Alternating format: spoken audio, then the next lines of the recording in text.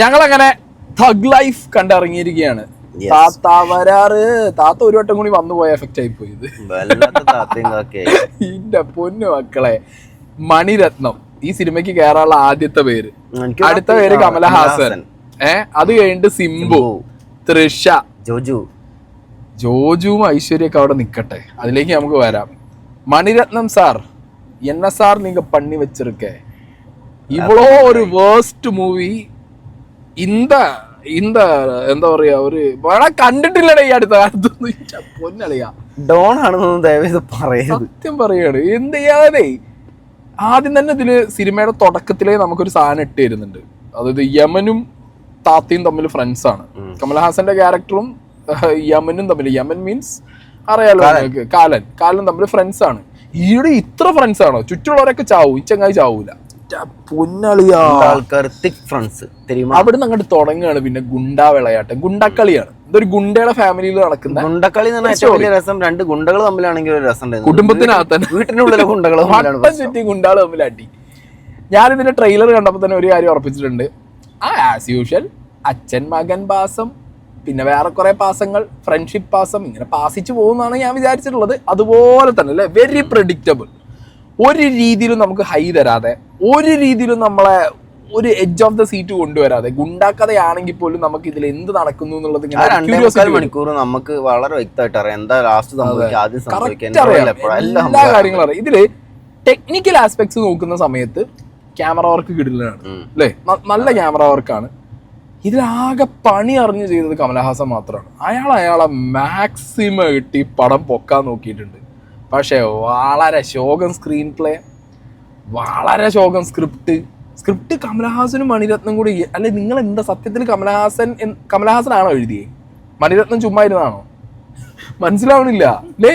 എന്തായാലും രണ്ടാളെയും ബുദ്ധി ഉപയോഗിച്ചിട്ടുണ്ട്. സത്യം ഒരുമാതിരി എടുത്തു പറയാനുള്ള എനിക്ക് ആ എ ആർ റഹ്മാന്റെ മ്യൂസിക് ഉണ്ട് പണ്ണി, പിന്നെ ഇതിലെ ക്യാമറ പണ്ണി, അങ്ങനത്തെ സാധനങ്ങൾ മാത്രം ഇതിൽ പണിയിട്ടുള്ളത്. അല്ലാത്ത ഒരുമാതിരി വേറെ ആർക്കോ വേണ്ടി പണി വെച്ചതാണ്. പിന്നെ കമ്മിങ് ടു കമൽഹാസൻസ് ആക്ടിങ്, ചില സാധനങ്ങളൊക്കെ ഉണ്ടല്ലോ ഭൂലോക ക്രിഞ്ച് എന്ന് പറഞ്ഞു കഴിഞ്ഞാ എന്റെ പൊന്നു മനുഷ്യ മതി, അങ്ങനെ പറയാൻ തോന്നുന്നു മതി. കാരണം നമ്മള് ഇപ്പോ പല സിനിമകളുടെ ചില സാധനങ്ങൾ അതാണ്, ചില സാധനങ്ങൾ വളരെ കുറവാണ്. അതൊക്കെ ശരിക്കും കമൽഹാസന്റെ പോലെ ആളുകൾ ചില സാധനങ്ങൾ മാത്രം അങ്ങനെ വെച്ചാ പോരാ. സത്യം, എനിക്ക് കണ്ടിട്ട് തന്നെ ചില സീനിൽ കമൽഹാസൻ തന്നെയാണ് ഓടിയത് എന്നുള്ള സങ്കടത്തിൽ ഞാൻ കണ്ടിരുന്നു പോയിട്ടുണ്ട്.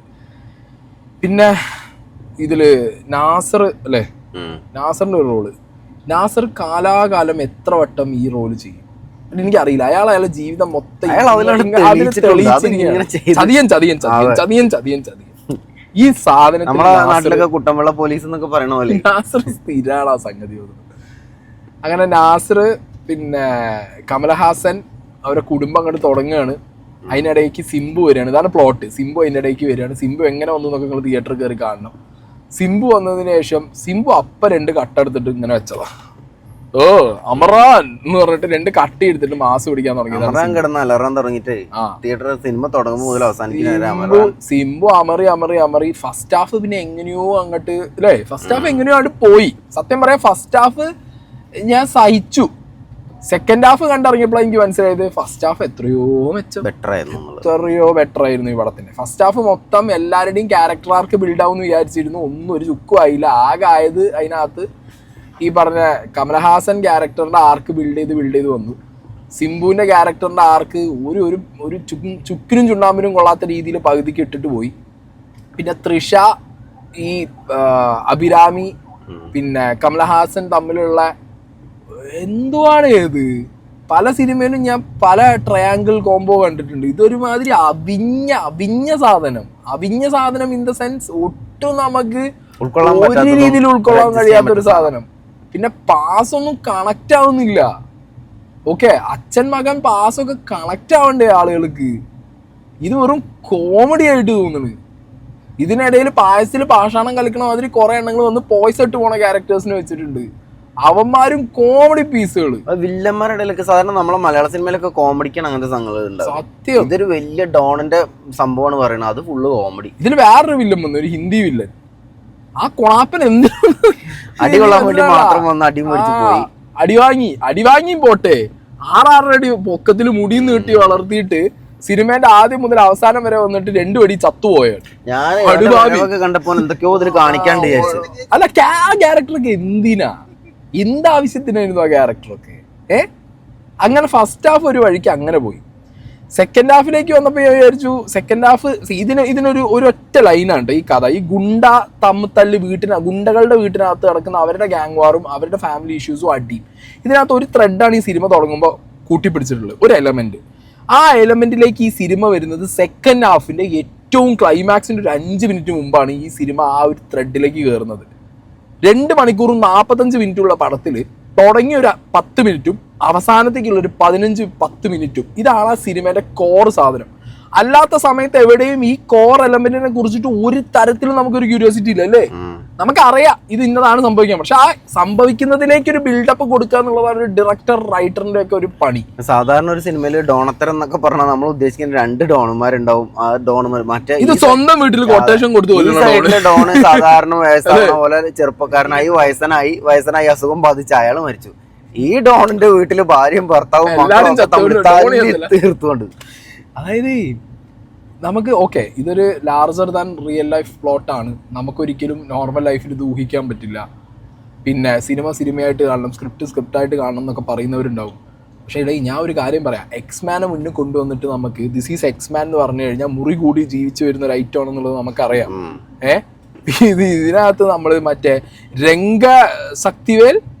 രംഗരാജ ശക്തിവേൽ നായകനോ അങ്ങനെ എന്താണ് ഇയാളെ 2 വർഷം കൊണ്ട് അയാൾ ഒരു 10-15 വർഷം ബാക്കോട്ടായി സെറ്റ് ആയിട്ട് വന്നത് ഭയങ്കര പൊന്നു. അതായത് ഇതിന്റെ സെക്കൻഡ് ഹാഫിലെ ഒരു മെയിൻ ട്വിസ്റ്റ് എന്ന് പറഞ്ഞാൽ നമ്മളെ മുന്നിലേക്ക് വെച്ചൊരു സാധനമൊക്കെ ഉണ്ട്. അതിലൊക്കെ നമുക്ക് സത്യം പറഞ്ഞാൽ ഞാൻ നേരത്തെ പറഞ്ഞ larger than real life okay, അല്ലെങ്കിൽ ഒരു എക്സാജുറേഷൻ ഓക്കെ, സിനിമയ്ക്ക് വേണ്ടിയിട്ടുള്ള സാധനങ്ങളൊക്കെ, പക്ഷെ എന്നാലും സാമാന്യ മര്യാദയ്ക്ക് ഒരാൾക്ക് കൺവിൻസിങ് ആവുന്ന ഒരു സാധനം വെച്ച് കഴിഞ്ഞാലേ അത് കണക്ട് ആവും. കമലഹാസൻ ആയതുകൊണ്ട് നമ്മൾ എന്ത് വെച്ച് തന്നാലും തിന്നും എന്നുള്ളൊരു നിലയ്ക്ക് കഴിഞ്ഞാണ്ടല്ലോ. കമലഹാസൻ കാലന്റെ ഫ്രണ്ടാന്ന് പറയുന്നതിൽ ഒരു രസമല്ല, കമലഹാസന്റെ ഫ്രണ്ടാണ് കാലൻ പറയുന്നത്. അതാണ് അതിൽ നല്ലത്.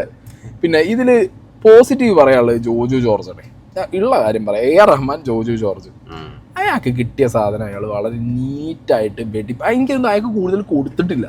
ശരിക്കും നന്നായി കൊടുക്കാൻ കാട്ടിക്കൂട്ടിയിരുന്നു, നല്ല ഭംഗിക്ക് ചെയ്ത് തീർന്നു പോയി. അതെ, തൃഷ ഉള്ളത് വളരെ വെടിപ്പായിട്ട് കാണാൻ ഭംഗി.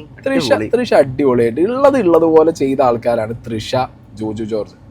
Very sorry to say Aishwarya വെറുപ്പിച്ച് കൈ തന്നു. എനിക്ക് കമലഹാസന്റെ ഡിഫറൻസ് ഭയങ്കര ഇഷ്ടമായിട്ട് തുടക്കത്തിലൊക്കെ അടിപൊളിയായി തോന്നി. ഞാനൊരു കാര്യം പറയട്ടെ, ടെക്നിക്കൽ ആസ്പെക്ട്സിൽ സിനിമയുടെ കുറേ വിഷ്വൽസ് രസമുണ്ട്, കുറേ ഫ്രെയിം രസമുണ്ട്, അതെല്ലാം ഫൈൻ. പക്ഷെ മണിരത്നം ആസ് എ ഡയറക്ടർ ഇതിനകത്ത് നമുക്ക് കൺഫ്യൂസ് ചെയ്യുന്ന രീതിയിലുള്ള ഒരു സ്ക്രീൻ പ്ലേ ആണ് വെച്ചത്. ഒരു പ്ലോട്ട് ഒരു സ്ഥലത്ത് നിന്ന് ചേഞ്ച് ആയി വേറൊരു സ്ഥലത്തേക്ക് ഷിഫ്റ്റ് ആയതുപോലും നമുക്ക് മനസ്സിലാകും. നമ്മൾ അത് സീൻ കാണുമ്പോഴേ നമ്മൾ ആലോചിക്കേണ്ട ഒരു അവസ്ഥയ്ക്ക് കാര്യങ്ങൾ പോകുന്നു. എല്ലാം സ്പൂൺ ഫീഡ് ചെയ്യണം എന്നല്ല ഞാൻ പറയുന്നത്, ബട്ട് അറ്റ്ലീസ്റ്റ് ഒരു സാധനം, ഒരു സീൻ ടു വേറൊരു സീൻ, അതിൻ്റെ ട്രാൻസിഷൻ വരുന്ന സമയത്ത് അതിനൊരു ബേസിക് സാധനം വരൂടെ, ആ സാധനം ഇല്ല ഇതിനകത്ത്. നമ്മൾ ചിന്തിക്കണം, ഓ ഇന്ന സംഗതി ഇവിടെയാണല്ലോ നടന്നത്, അപ്പൊ ഈ സംഗതി ഇവിടെ നടക്കുമ്പോൾ ഇതെങ്ങനെയാണ് ഇപ്പൊ ഇവിടെ എത്തിയത്, മനസ്സിലായോ? അത് അതിനിടയിലുള്ള സാധനങ്ങൾ ഒരു കണക്ഷനും വെക്കാതെയാണ്. അതായത് ഇതിന്റെ ടുവാർഡ്സ് ദ എൻഡ് ഇത് എങ്ങനെയും തീർക്കണം, അങ്ങനെ തീർത്ത് വിട്ടിക്കുക, അങ്ങനത്തെ ഒരു സാധനം. ഇതിനൊക്കെ ഇടയിലാണ് ബോധിധർമ്മന്റെ 2 വിരലും താത്തയും കൂടി ആയിട്ട് വേറൊരു വരവ്. 2 വർഷം കൊണ്ട് ഇരുമ്പ് വരെ വളയ്ക്കാൻ തുടങ്ങി 2 വിരൽ വെച്ച്.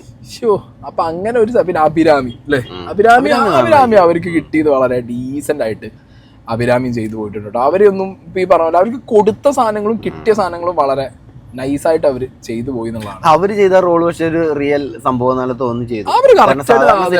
പെട്ടെന്ന് ഡിസ്റ്റൊക്കെ വന്ന് സംഭവങ്ങൾ ചേഞ്ച് ആവേണ്ടതാണ്, അതേപോലെ തന്നെ പോയി. സെക്കൻഡ് ഹാഫിൽ അവർക്ക് മേക്കപ്പ് ഇട്ട് ബോറാക്കി എന്നുള്ള ഒരൊറ്റ പ്രശ്നം മാത്രമേ ഉള്ളൂ.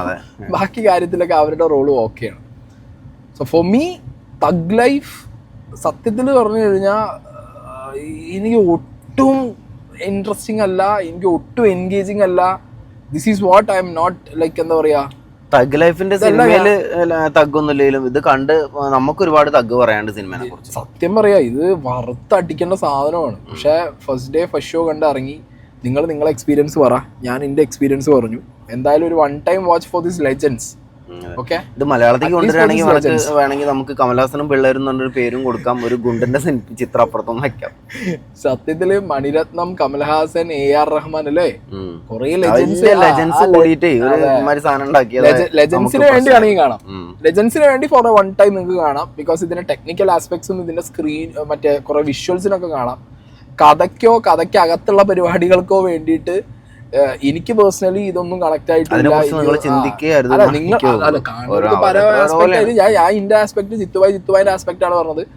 നിങ്ങളൊരു വൺ ടൈം എന്താണെന്നുണ്ടെങ്കിലും ഫോർ ദിസ് ലെജൻഡ്സ് നിങ്ങൾ കയറി കണ്ടോ. എനിക്ക് കുറെ ഡോണുമാര് കൂടി നല്ലൊരു കോമഡി ചെയ്ത പോലെ തോന്നി. എന്തൊരവസ്ഥ, ഒന്നും പറയാനല്ലേ, മതിയായി സത്യത്തിൽ. ഇന്നത്തെ ദിവസം എനിക്ക് ഇന്ന് ഉച്ച വരെയുള്ള ദിവസം എനിക്ക് മതിയായി.